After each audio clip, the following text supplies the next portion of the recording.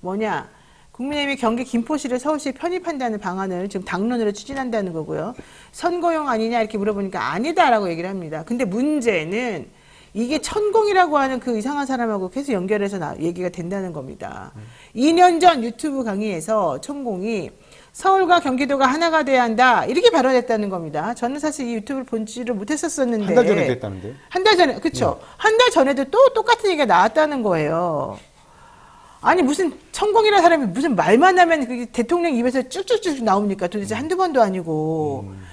국민의힘에서는 뭐 메가 서울 구상이라고 하면서 이 김포 편입을 막 자랑스러워 했으나 알고 봤더니 그또 천공이라는 그 이상한 요사스러운 분의 입에서 나오는 그런 말이었다면 우리 정말 속상합니다. 이거 의혹인 건지 우리가 속이 좁아가지고 잘못 연결시킨 건지 아니면 진짜 문제가 있는 건지 물어보고 싶어요. 김필수 변호사한테 물어보고 싶어요. 뭐 제가 이제 내부적인 의사결정 구조는 모릅니다만 일단 천공이 계속 언급되는 자체가 문제가 있는 거예요. 상황이 갑자기 언급되는 게 아니잖아요. 이게 거슬러 올라가면 천공 스승에 대한 대선 토론회 때 그 비판에 대해서 공식적인 윤석열 당시 후보께서 반항하셨던 게 사실은 출발점이라고 할 수 있는 거고요. 그때 보였던 이해할 수 없는 모습들 때문에 사실 그 후에 있었고 그 후에 계속 여러 일들이 겹쳐오면서 사람들이 이제 이렇게 생각하는 사람들이 상당히 많습니다. 뭔가 갑자기 이해할 수 없는 게 나오면 천공 얘기한 것이다. 이제 그런 생각들이 있으니까 지금 천공왕 연결이 되는 거예요. 근데 이 케이스가 그러면 과연 김포를 서울로 편입시키는 것이 어떤 것이길래 그렇게 할 수 있는 거 아니냐. 이게 왜 갑자기 뜬금없이 나온 것이냐고 생각할 수가 있는데 이게 대도시 특히 이제 수도 영역을 어떻게 확장할 것인지 도시를 어떻게 발전시킬 것인지는 사실 매우 장기적 안목을 갖고 추진해야 될 것들이거든요. 이게 뭐 대표적인 케이스가 이제 도쿄 같은 케이스인데 도쿄 같은 경우에 우리가 도쿄라는 도시라고 알고 있지만 도쿄도라고 해서 엄청 큰 이렇게 구역이 사실은 정해져 있고 그 중에 우리가 과거에 도쿄라고 하는 부분은 도쿄 23구라고 불러요. 자기들끼리 23구의 도가 있고 그 외에 이제 외곽 도시들을 더 붙여가지고 도시 확장을 도절해가면서 수도권 인구를 조정을 하고요. 이런 식의 조정들은 대입증도 하고 뭐 여러 군데에서 이제 쓰는 방법입니다. 근데 우리나라에서도 서울을 어떻게 할 것인가에 대한 논의들은 그 전부터 있었어요. 그 전부터 있었는데 거기에 대해서 저도 이제 관심이 있어가지고 좀 본 적도 있었거든요. 그 전에도. 근데 이거를 지금 도쿄 같은 경우에 제가 도쿄 23구하고 도쿄도 설치한 게 1948년이가 그렇습니다. 네. 그러니까 그렇게 오랜 기간 동안 계획을 세워가지고 차근차근 해온 것들이란 말이에요. 서울도 그래서 메가시티 된 거예요. 예, 된 거고요. 63년도에 서울 대학장을 한 겁니다. 예, 그럼 확장을 하고 뭐 서울에 있는 외곽 도시들을 어떤 식으로 묶을 것인지 지금 이제 뭐 생존구역을 경기도를 어떻게 이런 논의들이 좀 있으니까요. 그런 논의들 하에서 차근차근 논의가 진행되면 모르겠어요. 네. 근데 갑자기 뜬금없이 김포시 하나를 여기 붙이겠다. 그리고 원하는 데는 다 서울을 편입하겠다라고 하니까 이게 이제까지 했던 논의들과 이런 것들은 다 날아가고 갑자기 선거 직전에 이런 얘기가 나오고 원하면 다 손들어봐 이런 식으로 얘기가 나오니까 이게 뭐냐 정책을 이렇게 하냐라는 의구심이 드니 근데 찾아보니까 얼마 전에 천공이 또 그런 얘기를 했고, 그러니까 또 천공이 여기를 했는 거죠. 근데 이게 도쿄도 문제는 그때 당시에 도쿄나 서울도 이제 서울대학장을 63년에 하잖아요. 박정희 정권이 탁 들어오자마자 한 거거든요.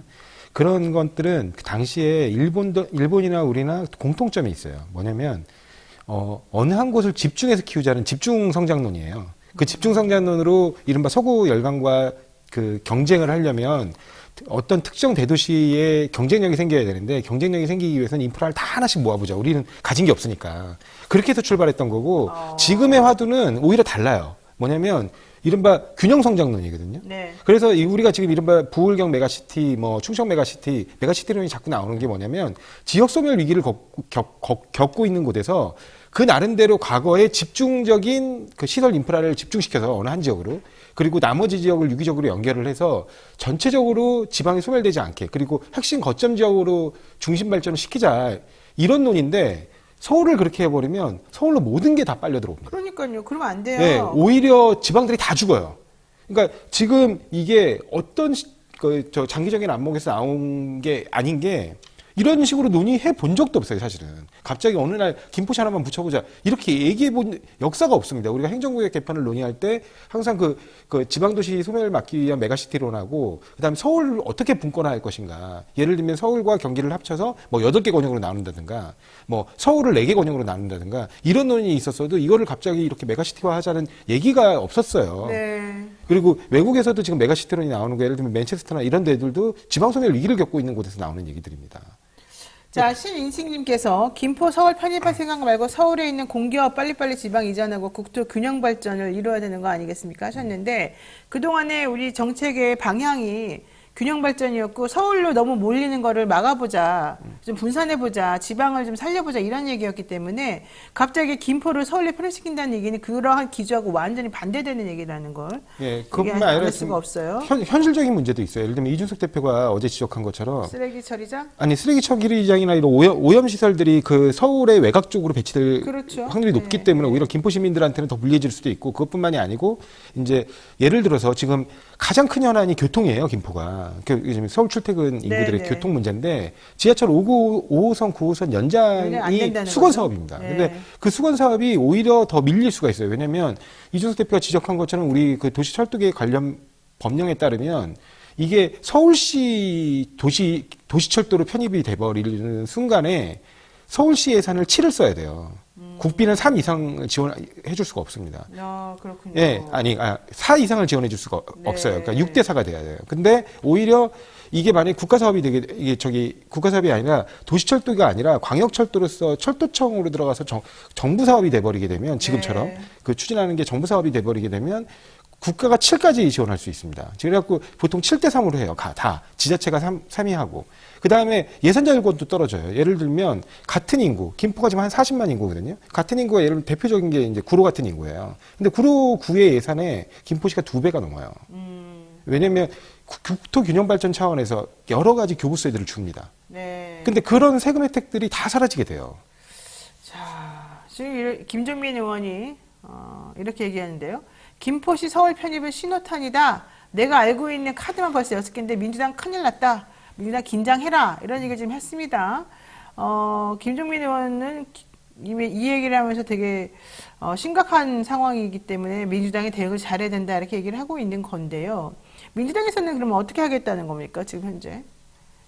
이 부분 관련해서는 네. 여러 가지 논의가, 왜냐면 이 과거에 행정구역 대개편과 관련된 논의들이 그 민주당 정부 있을 때도 논의는 됐었어요. 그 논의를 한번 제대로 그러면 시작해보자. 만약에 이 행정구역 개편이 정말 국가 경쟁력을 높이기 위해서 필요한 사업이라면 이렇게 포퓰리즘적으로 어떤 도시를 그쪽 표 어짜고 갖다 붙이는 애 만에 뭐 원하는 도시가 있으면 다 한번 고려해보겠다는 등 이런 식으로 얘기할 게 아니고 전체적인 행정구역 대개편을 한번 논의해보자는 거예요. 네. 그러니까 지금 이 김종민 의원의 얘기를 사실 무시할 수는 없는 게요. 네. 어찌되었든 선거의 전략으로 던진 거고 그런 것들이 지금 뉴스가 되고 있잖아요. 그렇죠. 그리고 언론들은 여기에 대해서 김포 시민이나 뭐 이런 경기도 시민들이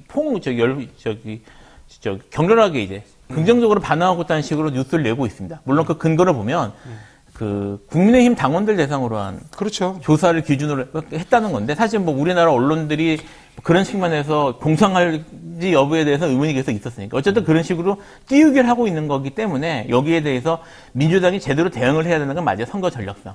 근데 제가 이제 지금 그 조성호 변호사님 말씀하신 것처럼 민주당 쪽에서는 여기에 대한 논의들이 사실 계속 있었거든요.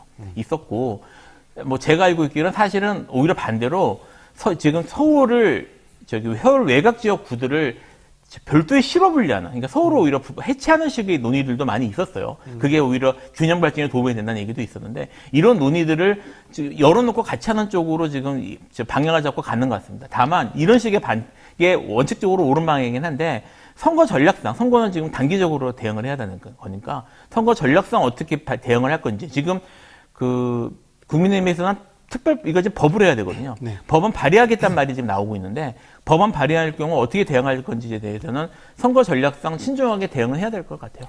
자, 장훈님, 국토 균형 발전은 뭐고 세종시는 뭐가 되는 거냐? 공기업 지방 이전은 어떻게 하겠다는 거냐? 도대체가 모르겠네요. 이러고요. 김팽님도 부동산 투기를 조장해서 선거를 치르려고 하는 겁니까? 이렇게 되면은 어떻게 된다는 겁니까? 설명회를 가지고 선거와 무관하게 정확하게 좀 토론을 해서 제대로 된 얘기를 해야 되는 거 아니겠습니까? 이런 얘기 하셨고, 진실아님께서도 전문가들이 연구해서 해야 되는데 눈치로 국민 속이고 표 받고 나면 또 나 몰라라 이렇게 할 것 같아서 절대 걱정입니다. 이런 얘기 좀 하셨습니다. 하쿠나 마타타님, 대통령은 균형 발전 이런 거 잘 모르나 봐요. 이런 얘기도 하셨는데 그 말이 맞는 것 같아요.